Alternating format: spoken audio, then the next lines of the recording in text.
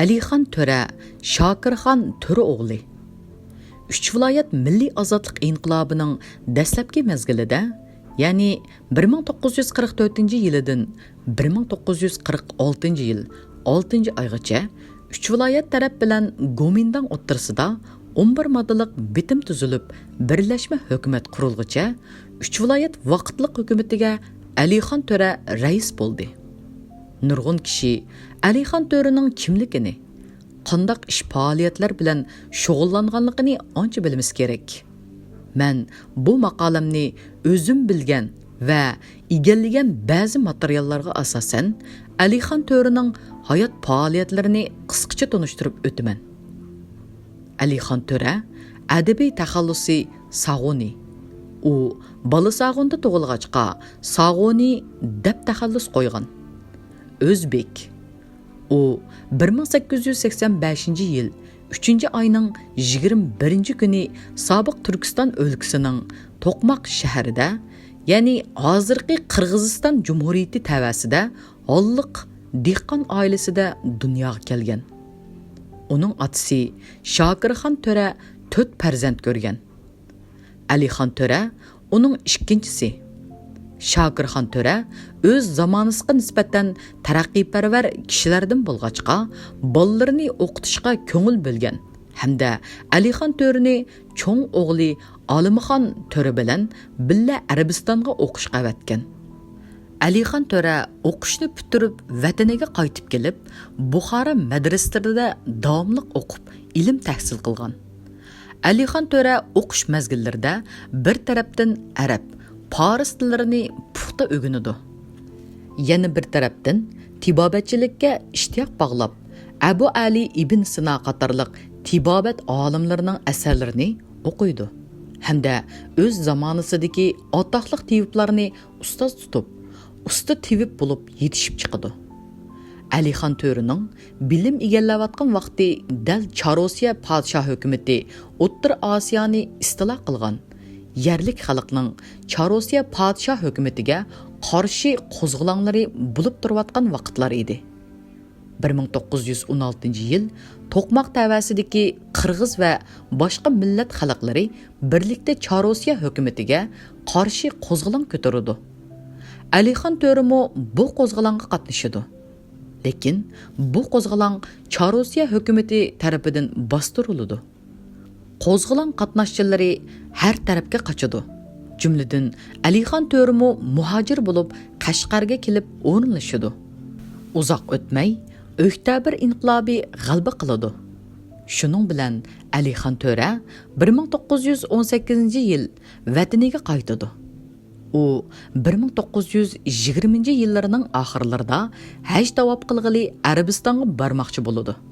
Biroq bu chaqlarda Sovet ittifoqi orqali Arabistonga berish mumkinchiligi nihoyatda oz bo'lg'achqa, Sharqi Turkiston orqali berish uchun G'o'lji shahriga keladi. Biroq shu chaqdagi vaziyat tufaylidan u haj tavob qilish safariga chiqolmaydi. Shuning bilan G'o'ljida muqim makonlashib qoladi. Ya'ni G'o'lji shahridagi O'zbek maktab, ya'ni hozirgi 5-o'tir maktabning orqa tarafidagi mahallaga o'rinlashadi. Keyincha bu mahalla Töre mahallasi deb ataladi.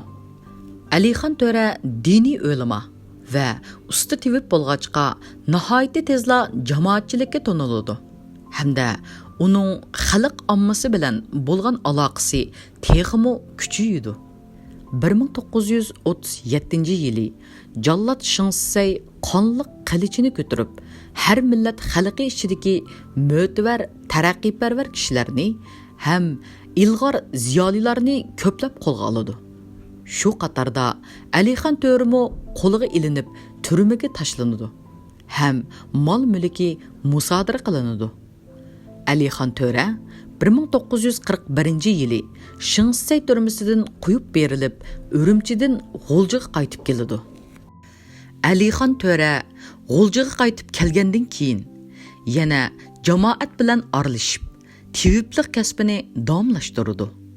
U xalqning Gomindan aksiyatchilarining zulmiga qarshi hissiyoti urg'ib turgan fursatdan foydalanib, masjid madrasalarda va jamoat to'plashgan so'rinlarda oshkora va maxfiy holda Gomindang hokimiyatining aksiyatchil siyosatlariga qarshi tashviqot elib boradi.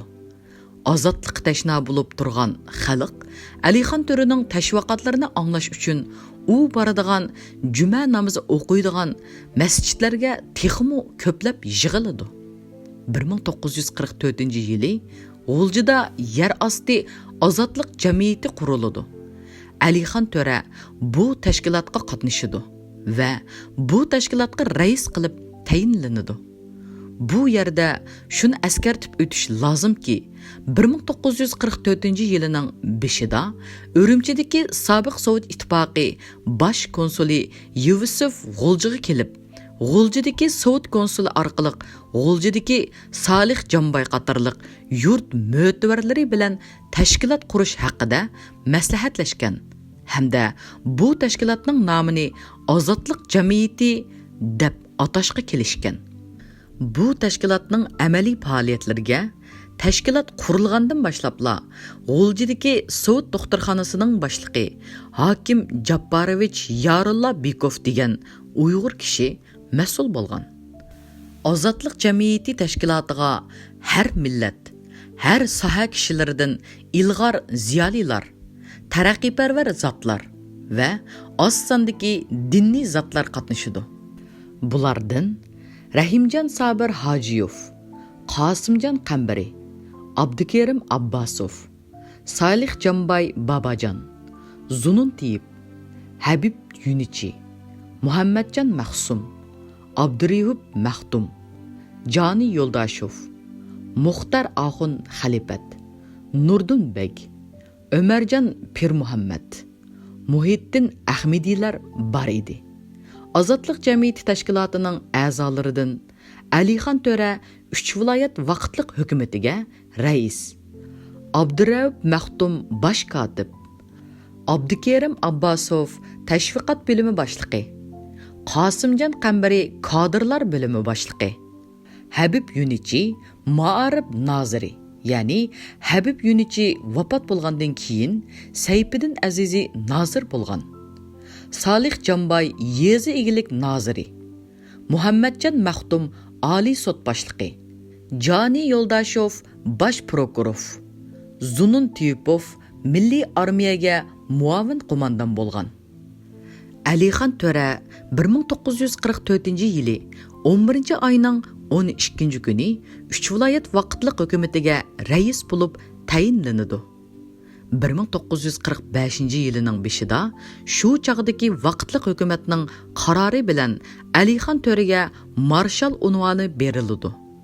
3 viloyat taraf bilan Gomindang o'ttirsida 11 moddalik bitim tuzilib, birlashma hukumat qurilganida Alixon To'ra hukumatga hay'at a'zo bo'lib kirgizildi. Biroq oradan uzun o'tmay, ya'ni 1946-yili 7-oyning 13-kuni Alixon To'ra G'uljidan maxfiy yo'sinda Sovet ittifoqiga ilib chiqib ketildi. Alixon To'ra maxfiy yo'qolib ketgandan keyin xalq ichida har xil gaplar paydo bo'ldi. Ba'zilar Alixon To'ra qo'rg'asqa yig'inga ketibdi desa, ba'zilar Orshonga ketibdi deyishdi. Shu chaqda Alixon To'raga muhofizatchi bo'lganlardan Alohidin Emir bilan Sunur Munur, ya'ni bu ikki kishi hozir G'uljida dam elishda mundaq deydi.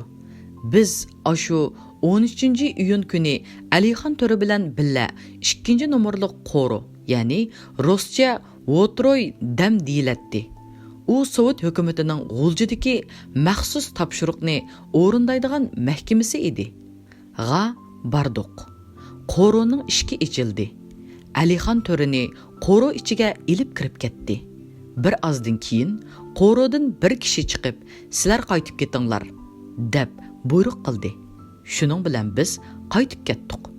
Shuningdan keyin Alixon To'rini ko'rmadik. Nega ketganini bilmadik.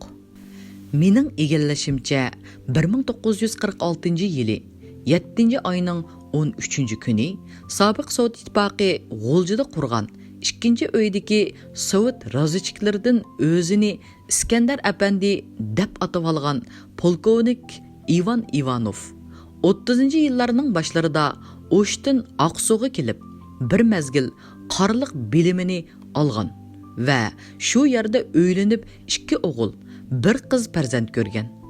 3 viloyat inqilobida G'uljiga kelib Tekas adliq poligida, keyin 3 viloyat ichki ishlar nozirida maxsus razvedkaga mas'ul bo'lgan va maxsus tarbiyalangan polkovnikning Ali apandi Hamidov hamda o'zini Zakir apandi deb atib olgan 2-uy razvedchiki Zaxar Konstantinovdan iborat 3 kishi Alixon To'rini Qo'rg'osda Osman Yusupov, ya'ni O'zbekiston Kompartiyasining 1-sekretari siz bilan ko'rishmoqchi deb ZES mashinasida Sovet ittifoqiga elib ketgan. Alixon To'ra Sovet ittifoqiga borgandan keyin Toshkentda o'zi uchun maxsus hozirlangan qo'rida 30 yil nazarband ostida yashaydi. U dastlabda sirtdan kelganlardan maxfiyrak tutilsa-mu, keyincha sirtdan yo'qlab kelganlar bilan ko'rishishga ruxsat qilinadi. Alixon To'ra Toshkentda nazarband ostida turgan 30 yil davomida ba'zi ilmiy tadqiqot ishlari bilan shug'ullanadi. U bu jarayonda Ahmad Donishning Navadirul Voqiya, Darvish Ali Changining Musiqa risoli va Temir tuzukchilari ga o'xshash nodir asarlarni tarjima qiladi. Tarixiy Muhammadi, ya'ni Muhammad alayhisalom tarixi degan asarlarni 1959-yili yezib chiqdi. Uning yana Divan Sag'uni nomli she'rlar to'plami borligimi ma'lum. Alixon To'rining 3 viloyat inqilobiy vaqtida ishlagan G'apparxon, Asarxon, Ahmad Yor, Muhammad Yor ismli bolalari bo'lib, ozodlikdan keyin ular ilgari keyin bo'lib Sovet ittifoqiga ketgan. Alixon To'ra 1976-yili 91 yoshida Toshkentda olamdan o'tgan.